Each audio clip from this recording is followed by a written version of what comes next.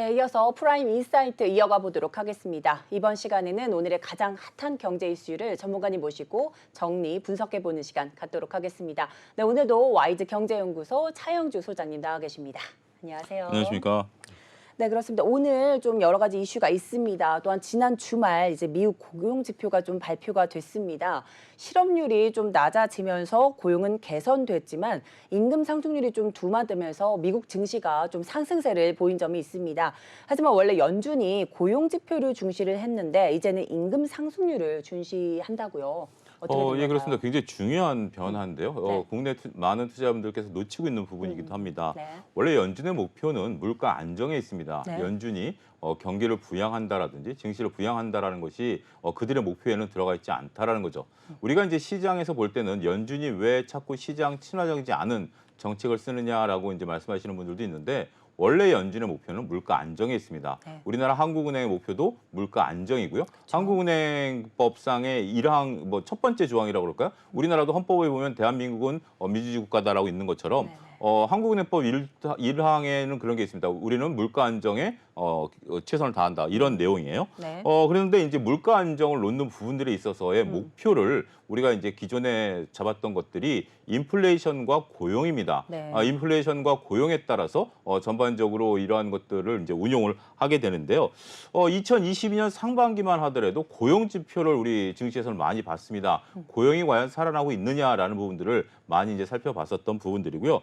그러다가 이제 봄에 전쟁이 터졌죠. 네. 전쟁이 터지면서 유가가 급등을 했고 농산물 가격이 급등하다 보니까 공급발 인플레이션이 발생한 겁니다. 그러면서 시장은 고용 지표는 잠깐 뒤로 밀어두고 인플레이션 지표에 상당히 이제 귀치가 주목됐었다라고 말씀드릴 수가 있겠죠. 여러분들 잘 기억하시겠습니다만 CPI라는 지표죠. 네. CPI라는 지표가 봄에 여름이죠. 네. 9% 전년 동기 대비해서 9% 상승하는 것이 나오면서 시장이 한번 크게 발작을 일으켰었던 경험이 있고요. 최근에는 7%대까지 낮아지긴 했습니다. 그래도 이게 전년 동기에 대비해서 물가가 7% 올랐다는 것은 여전히 높은 수준의 물가가 현재 유지되고 있다는 거죠. 근데 지금 이러한 상황들이 과연 적절하냐라는 논쟁들이 벌어지기 시작했고 여기에 연준은 임금 상승률이라는 새로운 지표를 받아들이기 시작했다는 거죠. 네. 블룸버그에서 12월 말에 기사에서 연준이 새로운 북극성을 찾았다라는 이제 기사를 올렸습니다. 우리가 이제 북극성이라고 한다라면 나침반 역할을 한다라는 어떤 상징성인 게 있지 않습니까? 그쵸. 네네. 우리가 옛날에 GPS라든지 나침반이 없었을 때 항해를 할 때는 북극성을 바라보고 좌표를 맞춰 왔었던 것처럼 그 전에 연준은 인플레이션과 고용이라는 북극성을 보고서 금리 조절을 해왔죠. 하지만 2023년부터는 임금 상승률이라는 새로운 북극성을 찾았다라는 거죠. 자, 이렇다면 지난 주말에 있었던 뉴스에 연결고리가 생겼다라는 겁니다. 많은 분들이 조금 당황스러우시는 게 어떻게 보면 정상적이죠. 이 말을 몰랐었다라면 고용은 상당히 잘 됐어요. 그러니까 실업률이 줄어들었다라는 것은 고용이 늘었다는 거 아니겠습니까? 그러면 연준은 더욱더 매파적으로 변했어야 됩니다. 그러면 시장은 긴축을 나타내면서 주가가 빠졌어야죠. 하지만 여러분들의 헤드라인을 보게 된다면 전반적으로 임금 상승률 둔화에 따라서 뉴욕 증시가 급등했다는 거죠. 네. 기존의 상식으로 본다면 고용이 늘었는데 왜 뉴욕 증시가 올랐느냐라고 보시는 것이 정확하죠. 그렇죠. 시장 똑같은 지표를 놓고 시장이 달리 해석하는 게 아니라 시장의 스탠스가 바뀐 겁니다. 이제 연준의 IB들도 새로운 북극성을 찾는다는 얘기가 벌써 보름이 넘었고요. 따라서 거기에 맞춰서 매매를 해왔고 그래서 뉴욕 증시가 임금 상승률 둔화 전월 대비해서 0.4에서 0.3으로 줄었다라는 것에 포커스가 맞춰지면서 뉴욕 증시가 상승했다 이렇게 좀 말씀드릴 수가 있겠죠. 자, 이런 것들이 왜 그러냐면 우리 앞서 언급드렸다시피 전쟁으로 인한 인플레이션은 공급발 인플레이션입니다. 우리가 이제 수요가 늘었다라기보다는 공급 자체가 안 되다 보니까 인플레이션이 있었죠. 네네. 그런데 임금이 상승하게 되면 수요발 인플레이션이 발생하게 된다라는 메커니즘을 이해하셔야 됩니다. 임금이 상승한다라는 것은 서비스 부분에 있어서의 매출 증가가 일어난다는 거죠.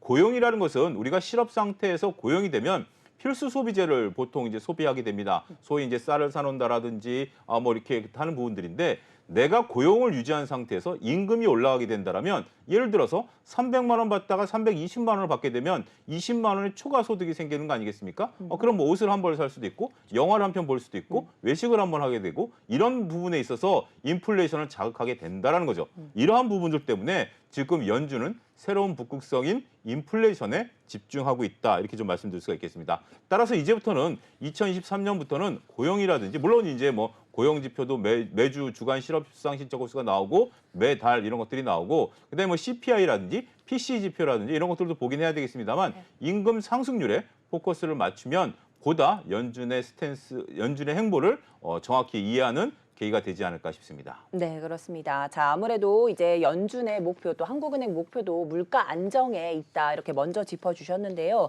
현재 연준 좀 기존에 좀 가지고 갔던 고용 지표를 좀 중시했던 이 스탠스를 이제는 그 임금 상승률로 좀 전환하는 시기가 좀 도래했다라는 말씀을 해주셨습니다. 자, 따라서 지난 주말 발표된 내용이 상당히 중요해졌던 건데요. 이 임금 상승률이 좀 둔화되면서 미국 증시가 이제 강세를 보인 점 여러분 꼭 참고해 주셔야 될 것 같고요. 따라서 이렇게 된다면 2023년 여러 지표들보다도 아무래도 말씀해 주신 것처럼 임금 상승률에 조금 더 초점을 가져가면서 투자자 분들도 좀 의식을 하셔야 되겠다 이런 말씀을 해 주셨습니다. 자, 이제 가장 핫했던 지난주 전시회가 있습니다. 바로 글로벌 이 IT 가전 전시회죠. 2023 CES가 지난 5일부터 4일간 개최가 됐습니다. 자, 여기에 우리 국내 기업들도 좀 참여를 했는데요.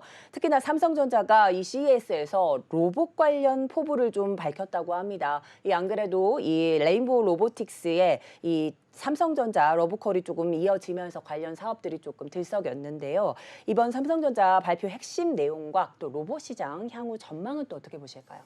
예, 일단 삼성이 밝힌 부분들은 EX1 수준의 의료 보조 로봇을 연내 출시하겠다라는 겁니다. EX1은 앞으로 이제 삼성이 발표하는 의료용 로봇, 그러니까 소위 말해서 이제 조금 갑자기 이제 몸을 다치신 분들이라든지 아니면 힘든 일을 하시는 분들에게 보조적으로 사용되는 이제 어떻게 보면 뭐 이렇게 우리가 아대라고 그러나요? 뭐 이렇게 되는 그런 정도의 어떤 간편한 로봇이다. 굳이 이것을 로봇이라고 불러야 되느냐라는 것에 대해서는 좀 여러 가지 논쟁이 있긴 하겠습니다만 그것도 어떤 하나의 로봇이니까 그런 부분이 되는 거고 이 명칭은 EX1 이제 개발이 이제 진화될수록 EX2 이런 식으로 진화가 될 것으로 보여지기 때문에 이 EX1이라는 어떤 뭐 그 명칭은 의료용 로봇에 적용되는 수준이다라고 좀 말씀드릴 수가 있겠죠. 네. 삼성이 지금까지 몇 가지 형태의 로봇을 이제 출시를 했습니다. 그렇지만 로봇이라고 불리기에는 조금 간지럽죠. 삼성 수준에서 보면 청소기라든지 네네. 아니면 뭐 이렇게 서빙용 로봇이라든지 굳이 뭐 이것을 로봇이라고 부르기에는 어찌됐든 하여튼 네네. 그런 수준이다라는 거죠. 삼성은 이 부분에 대해서 막대한 투자를 좀 하고 있습니다. 삼성의 차세대 먹거리가 무엇이냐 이런 것에 대해서 많은 분들이 관심을 갖고 있죠. 삼성전자라기보다는 삼성그룹이 약 100조의 현금을 쌓아놓고 있습니다. 일부 오해하고 계시는 게 삼성전자가 100조의 현금을 있다라고 알고 계신 분들이 있는데 이거는 약간 오해고요. 네네. 삼성그룹 자체가 현금흐름이 한 100조 정도 있기 때문에 정말 맘만 먹은다라면 웬만한 규모의 회사를 충분히 인수할 정도의 자금 여력이 있는 거죠. 그래서 많은 분들이 드디어 지금 이제 삼성 이제 이재용 부회장께서 회장으로 승진한 이후에 본격적인 M&A가 시작되지 않을 것인가라고 봤고 그 가장 첫 번째 중에 하나가 로봇이 되지 않겠는가라고 좀 봤었던 거죠. 아쉽게도 아직까지 어떤 결과물이 나오지는 않았습니다. 몇 가지 상황을 좀 봐야 되겠죠. 삼성이 눈에 들어오는 로봇 회사가 과연 있느냐라는 것들이고요. 두 번째는 지금 삼성이 굳이 서두를 이유는 없는 거죠. 메모리 부분이라든지 파운드리 시장에서 고전하고 있는 건 사실이지만 그렇다고 해서 갑자기 뭐 우리가 뭐 잘못 급하게 먹으면 체한다라고 그럴까요? 그런 것처럼 굳이 그렇게 서두를 필요는 없다라고 봐요. 더군다나 경기 하강 국면이니까. 어찌됐든 삼성 같은 경우 2021년에 이재용 부회장 시절에 로봇 관련해서 3년 동안 240조를 투자하겠다라고 발표를 했고요. 안타깝게도 그 뒤에 후속 조치는 별로 없습니다. 과연 이게 잘 집행이 되고 있는지 2021년이라면 작년, 올해, 내년까지인데 특별히 24조 정도가 240조를 투자하고 있는 움직임 별로 보이고 있지는 않아요. 이걸 어디서 확인하느냐? 현금 흐름에서 확인합니다. 그리고 각 그 기업들의 캐펙스 투자에서 확인이 되는데 아직까지 이 수치는 잡히고 있지 않다라는 점 여러분들이 아셔야 될 것으로 보여지고요. 로봇 관련해서는 아직까지 TF 수준의 지금 사업부들만 유지되고 있는 것으로 대외적으로 알려지고 있습니다. 어떤 본격적으로 로봇을 전담하는 그렇게 위상이 큰 어떻게 보면 뭐 최소한 전무 이상급의 그런 부분들이 있어야 되는데 아직까지는 없다라는 거죠.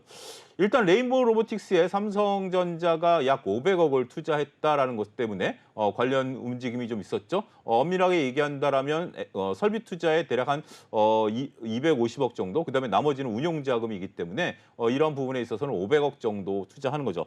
일단 이번에 CES에서도 이런 질문이 나왔고 삼성전자는 그냥 우리가 그 약간의 투자를 했다라는 정도로 이해해달라고 분명히 선을 그었습니다. 500억 규모면 레인보우 로보틱스의 지분 10%고요. 이번에 삼성전자는 이사회에 임원 한 명을 임명하겠다라고 공시를 했습니다. 그래서 이제 드디어 이제 참여를 하는 건데, 자, 그렇다고 해서 당장 삼성이 무엇을 만들어낸다라고 조급하게 생각해서는 안 된다라는 거죠. 중장기적으로 삼성과 협업하면서 무언가 이제 작품이 나올 가능성이 있겠죠. 당장 뭐 제가 볼 때는 올해 내에는 쉽지 않을 가능성이 있습니다. 네. 로봇 산업이라는 것이 우리가 생각하는 것만큼 빠르지는 않습니다. 물론 우리의 미래는 로봇 산업이 필수 소비재로 등극은 하게 될 것이지만 그런 것들이 온다라는 개념은 앞으로 조금 시간이 걸릴 수도 있다라는 거죠. 예를 한번 드리죠. 지금 뭐 저 같은 경우도 이렇게 네. 스마트폰을 들고 다니고 여러분들 이제 스마트폰이 익숙해졌잖아요. 네. 스마트폰 이전에 어떤 게 있었냐면 자, 30년 전 삐삐로 거슬러 올라갑니다. 네, 네. 그다음에 CT폰이 있었고 휴대폰이 있었죠. 네, 네. 그다음에 스마트폰이 나왔죠. 삐삐서부터 스마트폰이 진화하는데 약 30년이 걸렸습니다. 이런 것들이 지금 단축되긴 하겠습니다만 최소한 물리적인 시간 그리고 우리가 다양한 시행착오를 겪으면서 우리에게 상용화될 수 있는 로봇이 나오는 시대까지는 좀 시간이 걸릴 수밖에 없다라는 거죠. 그렇기 때문에 장기적인 부분으로 봐야 되겠고 또 한 가지는 법적인 규제입니다. 아직까지 법적인 규제가 굉장히 타이트합니다. 심지어 일부 그 기업들이 방범용 로봇을 만들어가지고 밤길 안전을 하게 되는데 지금 현행법상 사람이 같이 다닙니다. 원래 로봇이라는 것은 자율주행하도록 돼 있는데 현행법상 인도를 로봇이 혼자 다닐 수가 없습니다. 그래서 배송 로봇을 만든다라는 것들이 법이 통과가 되지 않는 한 로봇을 만들어놔도 관련법상 인도를 다닐 수가 없기 때문에 배송 자체가 불가능합니다. 그런 부분들 때문에 우리가 이제 기술 개발과 법적인 부분 이런 것들이 양립이 돼야 된다는 거죠. 뭐 마찬가지로 자율주행도 마찬가지입니다. 우리가 레벨 3 단계까지는 가야 되는데 레벨 5는 완전 자율주행이거든요. 그러면 완전 자율주행 때 사고가 났을 때 법적 책임, 보험 책임 아직까지 정리된 게 없습니다. 기술 개발도 안 돼 있고 기술 개발이 됐다 하더라도 그 관련된 조항들이 마련돼 있지 않다라는 점도 투자자 입장에서는 냉정한 시각을 유지할 필요가 있다라는 거죠. 그리고 지금까지는 이제 우리가 산업용 로봇인데 규모의 경제를 한번 좀 보셔야 되죠. 삼성이 EX1 수준의 의료용 로봇을 만든다라고 했을 때 과연 몇 대 정도 팔리겠고 이런 것들을 만드는 과정에 있어서 삼성이 투하된 비용 대비 매출과 영업이익이 과연 어떻게 나올 것인가라는 부분들을 봐야 될 겁니다. 아무래도 공장 짓는 거 정도의 매출과 영업이익도 쉽지 않을 겁니다. 물론 삼성전자라는 막 거대한 기업에서 차지하는 비중이 굉장히 작기 때문에 적자가 미치는 영향은 크지는 않겠습니다만 당장 세상을 바꿔놓을 거와 같은 그러한 시각보다는 이제부터 시작이고 차분히 지켜보자. 네. 이게 뉴스의 팩트가 아니겠나 싶습니다. 네, 그렇습니다. 지난 이제 CES를 통해서 삼성전자는 이 EX1 수준의 의료 보조 로봇을 연내 출시하겠다 이런 포부를 좀 밝혔는데요. 아무래도 의료용 로봇 관련해서 조금 희소식이다 이렇게 좀 받아들여 주실 분들 많을 것 같습니다. 자, 기존 삼성전자 이제 생활형 로봇에서 좀 진화를 꾀하고 있는 이런 시기다 말씀해 주셨고요.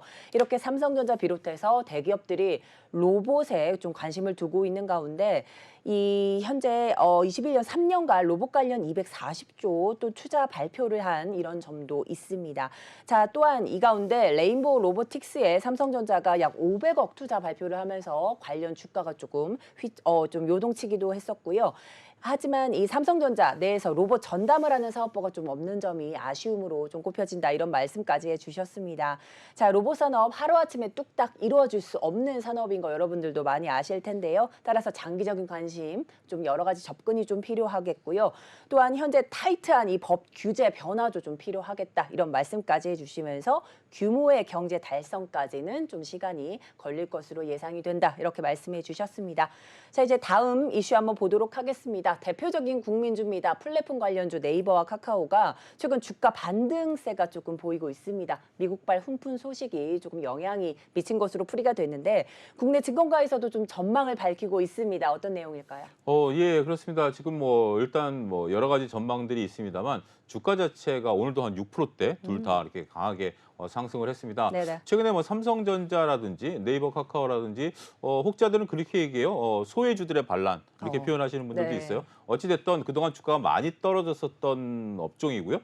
그리고 이제 많은 분들이 관심을 갖고 있고 뭐 주식을 갖고 계신 분들도 상당수 존재하시고 주식을 안 갖고 있다 하더라도 관심을 갖고 있는 대표적인 주식 중에 하나가 아니겠나 말씀드릴 수가 있겠습니다.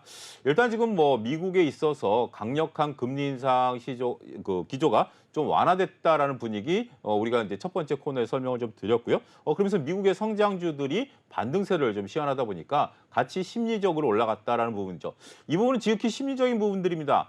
성장주가 금리가를 더 이상 올리지 않는 부분에 있어서 상승한다라는 것은 저는 심리적인 부분들이다라고 말씀드릴 수가 있겠습니다. 왜냐하면 지금 금리를 그렇다고 해서 갑자기 내리거나 한다라는 건 아니고 고금리를 유지하고 있는 상태에서 성장주에 대한 부분들은 따질 게 많습니다. 첫 번째는 성장을 하고 있느냐라는 부분들이고요. 그다음에 우리가 주가의 적정 가치를 구할 때 현금 흐름물을 이용한 적정 주가 가치를 대부분 이제 사용을 하게 되는데 금리가 오른 상태에서는 현금 흐름으로 땡겨왔을 때 주가가 낮아지게 되는 거죠. 네. 가치가 낮아지게 되기 때문에 그러한 부분들을 보게 된다면 아직까지는 우리가 조금 분위기상 그렇다라는 거죠.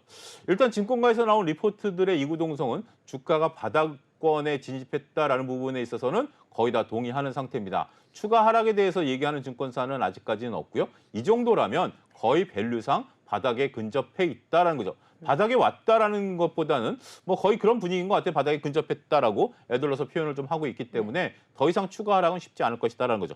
문제는 앞으로 주가가 올라가겠느냐라는 것에 대해서는 지극히 말들이 갈리면서 조금 말들을 아끼고 있다라는 거죠.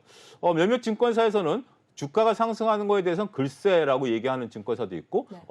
아무리 빨라도 올 하반기 정도는 돼야 주가가 본격적으로 상승하지 않겠냐라고 보는 거죠. 최근에 주가가 올라가는 것을 본격적인 상승으로 보고 있지는 않은 듯한 느낌입니다.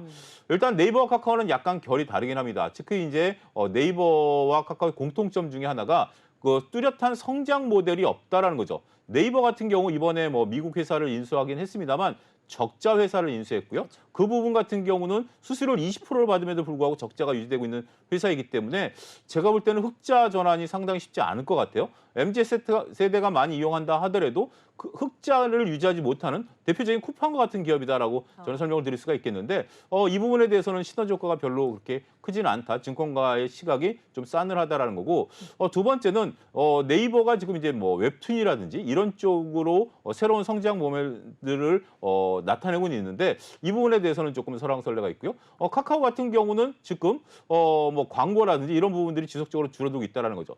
직설적으로 여러분들에게 한번 여쭤보겠습니다. 네이버와 카카오가 과연 어떤 모델로 성장할까요? 지금 하고 있는 거 말고요. 네. 지금 우리가 카톡을 쓰고 있고 네이버 뉴스를 많이 보고 있는 걸 아는데 네. 그게 반영된 주가거든요. 그렇다면 앞으로 네이버 카카오는 뭘로 먹고 살 것이냐라는 고민이죠. 삼성전자가 지금 D램과 파운드리 시장에서 고전하다 보니까 로봇이라는 먹거리를 찾아가고 있는 과정 아니겠습니까? 네. 그런데 네이버와 카카오는 이러한 모습들이 보이지 않는다라는 게 증권가의 전언이죠.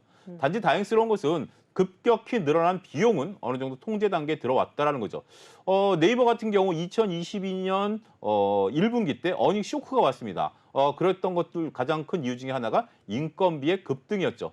여러분들 2022년 작년 이맘때로 돌아보게 된다면 소위 판교 지역에 있어서 IT 부분에 종사하시는 분들의 연봉이 급격히 상승했다라는 거. 삼성도 연봉을 9% 올려줬습니다. 이럴 정도로 IT 인력난이 벌어지면서 네이버의 비용이 상승했었던 부분들이고요. 이건 어느 정도 통제 가능성들이 들어왔다라는 보는 거고 네. 카카오도 마찬가지고 그렇기 때문에 정리를 하자면 일단 비용은 좀 통제가 됐기 때문에 약간의 비용이 통제됐다는 건 이익이 늘어날 수도 있죠. 중요한 건 매출 성장세인데 네. 매출 성장세가 올 하반기 정도 가야 나타날 가능성이 높다라고 보는 거죠. 일단 중요한 것은 지금 단기적으로 올라가는 추세가 어디까지 이어질지는 수급이 결국 결정할 것으로 보여지고요. 중장기적으로 여러분들이 원하시는 보유하고 계신 분들 입장에서 보면 내가 상가격까지 언제 오겠느냐라는 관점으로 보게 되신다라면 본격적인 성장 모델에 대해서 많은 투자자들이 공유할 때까지는 5시간이 걸릴 수도 있다. 이렇게 설명을 드릴 수가 있겠습니다. 네, 그렇습니다. 우리나라 대표적으로 좀 관심받고 있는 관심주 2가지 종목 말씀해 주셨습니다. 네이버와 카카오 이야기 좀 해주셨는데요. 현재 미국 성장주 반등에 좀 동참을 하면서 좀 급등세 보인 점 좀 눈에 띕니다. 자, 여기에는 심리적인 부분이 조금 작용했다 이렇게 말씀해 주셨고요. 또한 고금리 시장에서 이런 성장주들 좀 면밀히 살펴봐야 되겠다 말씀해 주시면서 포인트를 짚어 주셨습니다. 과연 이 성장주들이 말 그대로 성장을 하고 있는가?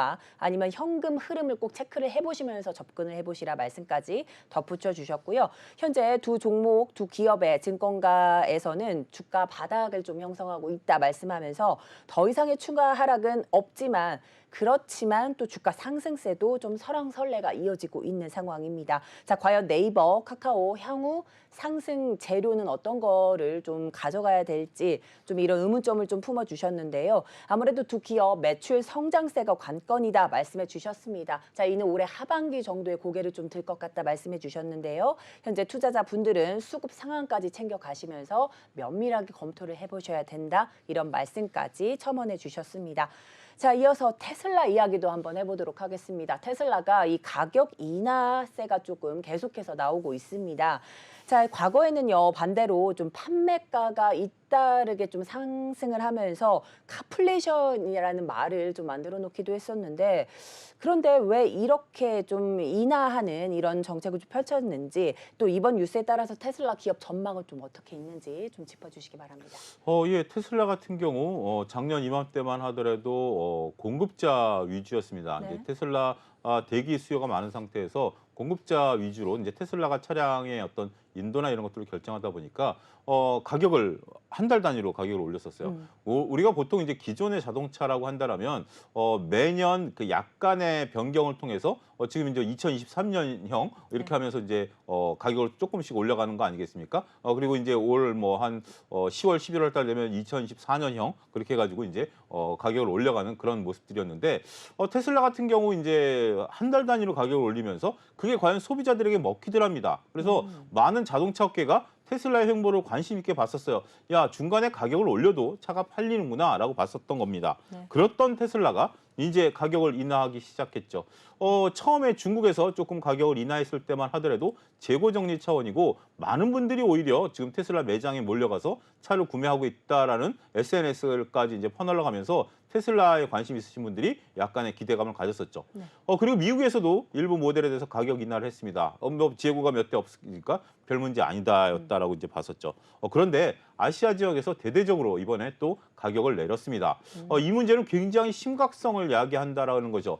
그동안 자동차를 만드는 족족 팔렸고 값을 올려도 팔렸던 자동차인데 이제는 가격을 내린다라는 것은 그만큼 차가 안 팔린다라는 거죠. 이런 비유가 적절할지는 모르겠습니다. 우리가 소위 명품이라는 것들이 이제 몇 가지 있지 않습니까? 네네.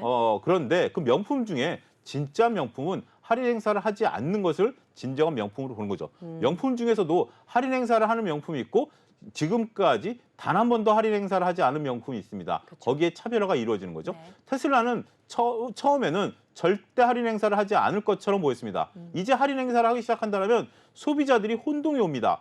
야, 좀 기다리면 뭐 연말에 새로운 모델 나오고 2, 3년 지나면 또 새로운 모델 나올 때 그 모델은 또 할인 행사하는 거 아니야? 난 그럼 그때 가서 사야지라고 소비를 미룰 수도 있다라는 거죠. 네. 이런 방식이 진행이 된다라면 매출이 흔들릴 가능성이 있다라는 거죠.